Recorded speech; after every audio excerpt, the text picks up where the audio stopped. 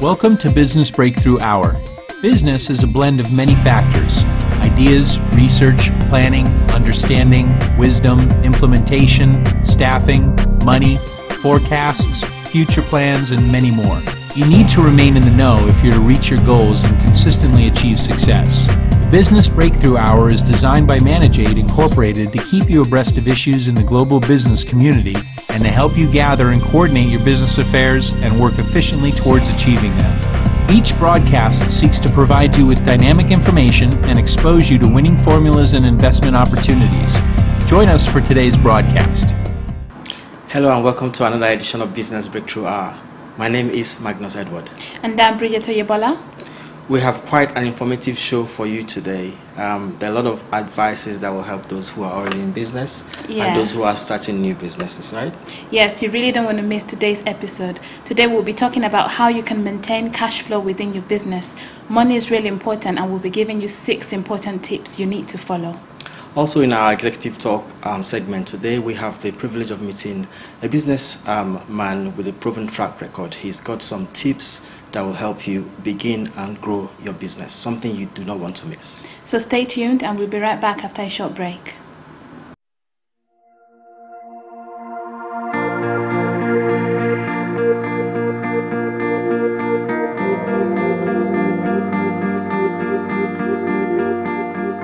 How are you? It's good to have you on the show.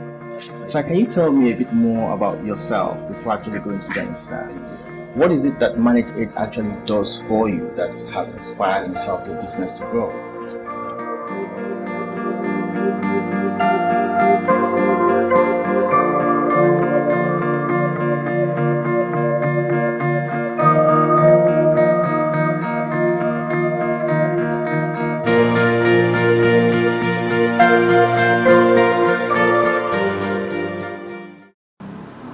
Hello, and welcome to Business News. From September 2012, universities in England will be allowed to raise tuition fees to up to £9,000 per year, amid major budget cuts to institutions' teaching budgets. The controversial policy, backed by Parliament in December 2010, sparked angry street protests. It was developed as the government response to a review of higher education funding by former BP Chief Lord Brown. The government is allowing universities to charge up to £9,000 per year for undergraduate courses, raising the cap from its current level of £3,290. Universities wanting to charge more than £6,000 will have to undertake measures such as offering bursaries, summer schools, and outreach programs to encourage students from poorer backgrounds to apply. This access agreement will have to be approved by the Office for Fair Access. The government will lend students the money for fees, which will be paid back when they graduate and begin working. The fees will not have to be paid upfront. The threshold at which graduates have to start paying their loans back will rise from $15,000 to $21,000. This will rise annually with inflation. Each month, graduates will pay back 9% of their income above that threshold.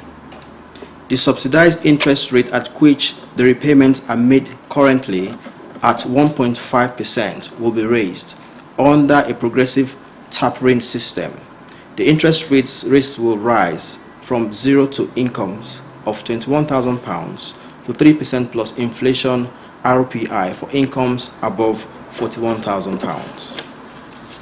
If debt is not cleared 30 years after graduation, it will be wiped out. Maintenance grants are set to rise from £2,906 to £3,250 for students from households earning less than £25,000. But partial grants will only be available to students from households with incomes of £42,000 instead of the current cutoff point of £50,000. Means-tested loans will continue, while loan amounts have been increased. The threshold for those receiving the most generous ones have been lowered from £50,000 to about £42,000. Students taking 3-year courses charged at £6,000 will leave university with about £30,000 of debt. If fees go up by £9,000, debt will be closer to £38,000. The government says the lowest earning 25% of graduates will pay less than they currently do, but most others will pay more. The highest earners almost double what they currently pay. The Institute of Fiscal Studies says that for about half of graduates, the plan is essentially a 9% graduate tax for 30 years because they will not finish paying off the debt by the 30-year cutoff point. Assuming fees of $7,500 for a 3-year degree plus maintenance loans, its modeling shows that the top 10% of graduate earners will clear their debts on average in about 15 years.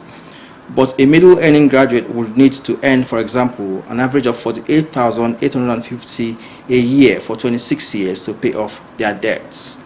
The IFS also says about 10% of graduates will pay back in total more than they borrowed. Universities wanting to charge more than £6,000 will have to set out measures to recruit more students from poorer backgrounds and also to support them when they are studying. This will take the form of means-tested bursaries and fee waivers, with each university offering its own individual scheme. September 2012, students applying in 2011 who defer entry to 2012 will have to pay the increased fees, but students who have begun their courses before 2012 will not be affected in their later years of studies. Scotland does not charge Scottish student fees. Students from elsewhere in the UK currently have to pay £1,820 per year to study at Scottish universities. The Welsh Assembly has announced that fees will rise to up to £9,000 as in England, but the government will meet the extra cost to Welsh students studying at any UK university. Funding for universities in Wales has been cut by 12%. A review of the system in Northern Ireland is underway. It initially suggested maintaining the current fee cap, but the conclusion is now being reviewed. Well, that's it for the business news today, and we'll be back with the business school, so stay tuned.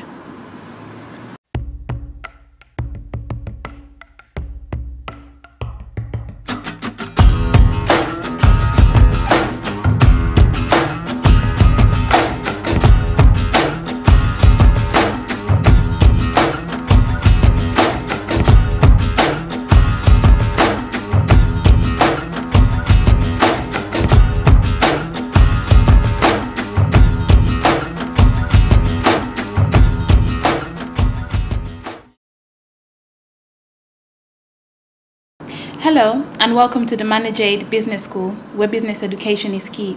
Today we'll be talking about money and your business, how to maintain cash flow in your business. Money is really important, and today we'll be giving you 6 important tips you can follow to maintain that cash flow within your business. If you follow these tips, you should find some improvement in your position sooner or later. Check customer credit history. Decide the type of credit you want to extend to customers. You must decide if you want to have a particular cutoff point. You cannot extend credits to customers who have questionable credit history or low credit scores, because if you do this, you will experience late payments in your business or no payments at all. You also need to keep record of all payments made by your customers. It's important to have a payment record and to use an accounting software to do this. If your customers don't pay on time, this could cause problems for your business. So having a good record keeping would solve this problem. Set appropriate credit terms and offer cash discounts. Make sure your customers know how long it will take them to pay their bills. In order to speed up cash in your business, you may also want to offer discount facilities to customers who pay on time as designated by you, or customers who pay by cash. This will help your cash flow. You also need to have a timetable and make sure that you keep track record of all your cash payments. Take advantage of any cash discounts you might have from your suppliers, and also remember to hold on to your cash for as long as possible. For example, you don't need to pay your bills weeks in advance, before they are due. Hold on to your cash for as long as possible because your company might need that cash balance. Increase sales. You must always look for ways to increase sales in your business. That's one of the things that you should always learn to do. Even when there's a recession, you should always increase sales. It's not a time to increase prices. Keep prices the same, but look for ways to discount your items, your products, or your services. If you already don't accept credit cards or you don't sell online, you may want to look at these two strategies, because there are people who will not buy from you if they can't pay by credit cards, and there are also people who want to shop from the comforts of their homes. It's also important to reduce or eliminate obsolete inventory. So just mark it down and sell it if you have to, because holding on to it would make you lose money. It's better to sell it rather than not selling it at all. And the longer you hold on to it, the less likely it is that it would sell. So you might as well sell it to make some money out of it. Well, viewers, we have talked about money and your business and how to maintain cash flow in your business. Just to highlight a few things that we talked about today. You must make sure you check your customers' credit history before extending any credits to them. If you don't already sell online or don't accept credit cards, you must see the possibilities of adding this to your business to increase your cash flow. You will also look at ways of setting up a plan that will help your customers to pay on time, or discounts for those who pay by cash as designated by you, because this will increase your cash flow into your business. What do you think? Yeah, and then another important point is that you need to remember to hold on to your cash for as long as possible, because your business needs to have a cash flow and a cash balance. Well, we hope that these 6 tips become really helpful for you within your business. And that's the end for the Business School today. Stay tuned and we'll be right back after a short break. Manage Aid Incorporated is a total business and legal solution for the business person. All our clients benefit from over 25 years' experience of management and legal consulting. We are members of the prestigious London Chamber of Commerce, and our consultants are drawn from a pool of business-savvy professionals with backgrounds and experiences in law, accountancy, business, finance, etc. Our goal is to assist our clients reach their business goals from conception of their ideas to commencement of operations. So don't hesitate to contact us. You may contact us through phone dialing these numbers: 4420-8432-4584, 44-7985-770-637. Manage Aid Inc. really cares. We will be waiting for you. Hello viewers, and welcome to the Executive Talk segment of the show. With me today is Mr. Sheyi Clement from Augustine Clement Solicitors. Hello, sir. Hello. It's really nice to have you on the show today. Thank you. So, sir, you're a solicitor, you're a commercial lawyer. Would you like to tell the viewers a bit more about what you do? What we do, it could be described as assisting businesses and individuals and charities to take make better use of the structure that is available in the UK. To be more tax efficient, to be more productive, and to be more viable. I would say that's in a nutshell is what we do. That will probably include helping a startup business to structure itself in such a manner that it takes makes the best use of the tax position. It also makes the best use of how to use the company law to its best advantage. Okay. So how did you get into this line of business? Law. How did you get attracted to law in the first place? I think people have always said they're very argumentative. They say all lawyers are like that. I come from a generation of lawyers.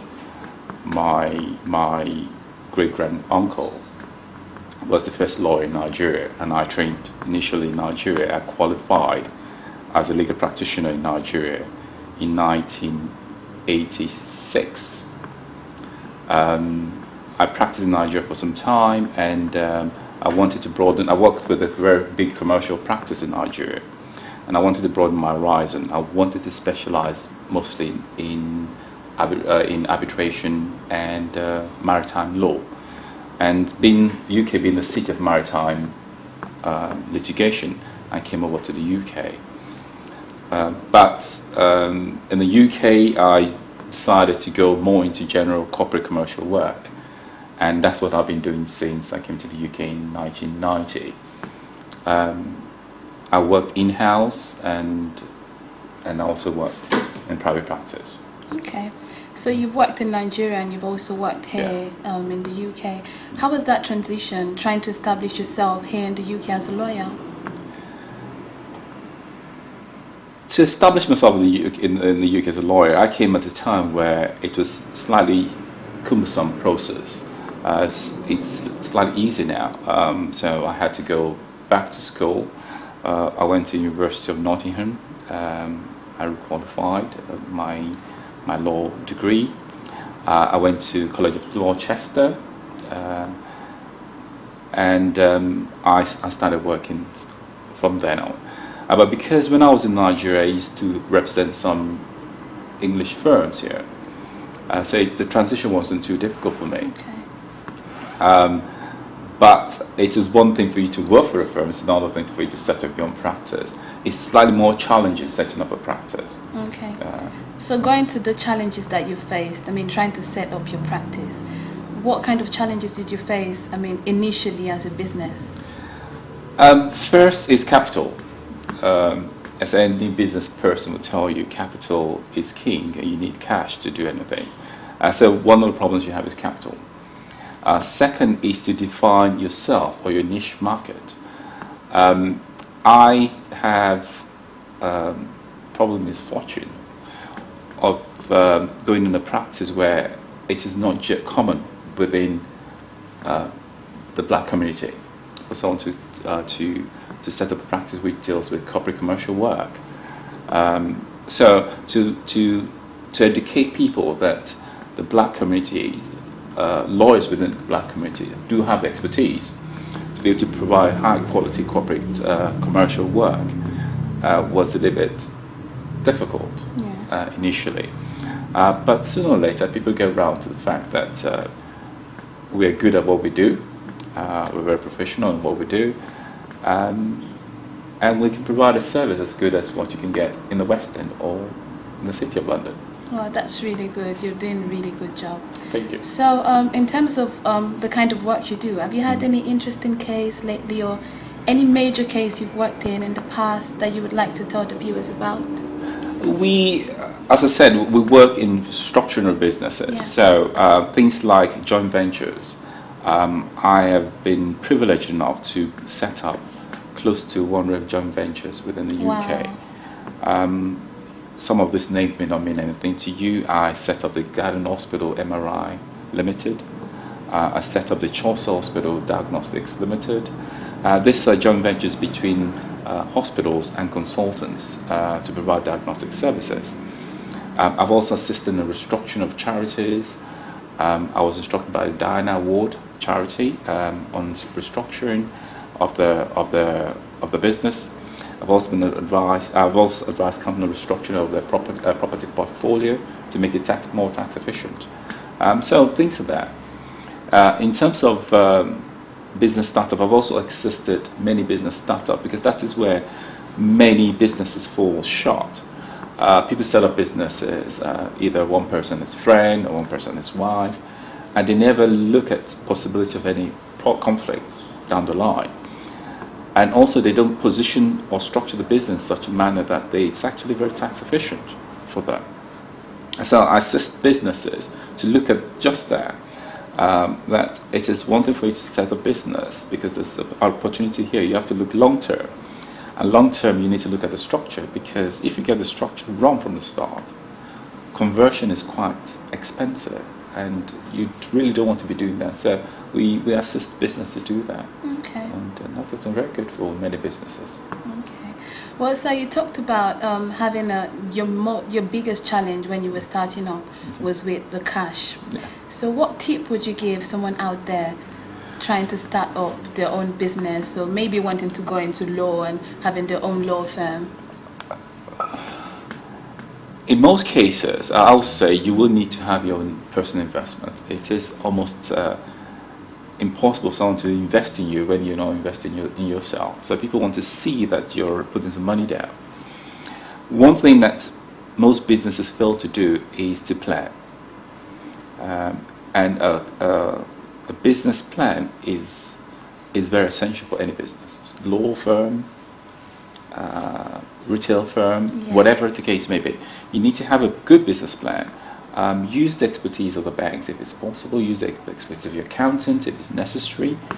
So you need to have a good business plan, a cash flow forecast, so you know where you're going to have shortfalls in funding. And you need to put some money down and approach the banks and see if they will buy into the dreams. And if you can show that you've thought about most of the things that you could that you come across, and you have a good business plan, a good cash flow forecast, and a good profit and loss forecast also, you may just get banks who will buy into the dream. Okay. So what kind of help do you have available for people viewing or someone that would want to contact your practice? For startup businesses and startup charities, we do offer free consultation for just to get the structure right. But it has to be really startup or just charities. And I think that has been very popular with many of the charities now, because many charities are having funding problems. So for someone to be able to assist in a startup of either a charity or a business, I think it's been very popular with our clients. Yeah, that's a great thing to do. So, sir, as we're rounding up with the interview, any final words for the viewers at home? I'll say for businesses that one thing businesses should do is try as much as possible to use the facilities available to them. What I've noticed about many black minority businesses is they fail to use the expertise of people around them, the professionals I mean, solicitors, accountants. People try to skimp on the money to pay a solicitor or an accountant, but then they may just end up paying a lot more in the future. So I will encourage businesses to seek professional advice as soon as possible when setting up a business, and they can guide you through the pitfalls. And also, people should believe in what they do, because if you don't believe in what you do, your clients will probably not believe in you. And it is more it's advisable for businesses for people who want to go into business, to do something they enjoy, because there'll be times that things will be tough. But if you enjoy what you do, to see through a difficult period. But if not, you will probably have a difficult time. And finally, what people should realize that UK probably has one of the most business-friendly legal structure, and it would be a shame for people not to take advantage of that. And the only people who can help you take best advantage of the friendly legal structure are solicitors. So speak to your solicitor if need be. Well, sir, it's been really nice interviewing you on the show today, and thank you very much, sir. Thank you for well, viewers, we've come to the end of this segment of the show. For anyone willing to contact Mr. Clement, the contact details are on the screen right now, and we'll be back after a short break. Stay tuned.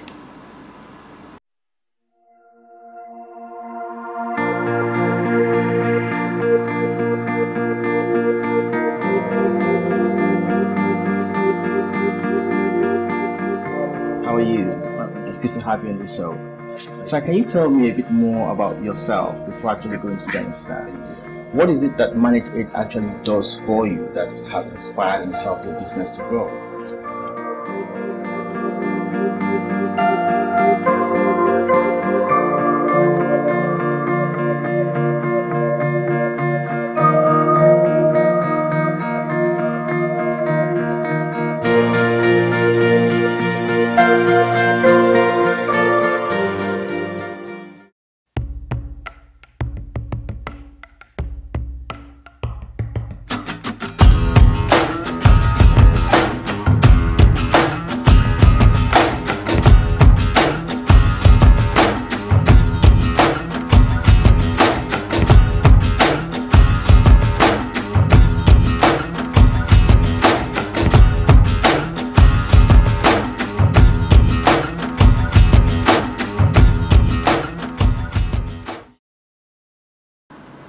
Hello viewers and welcome back.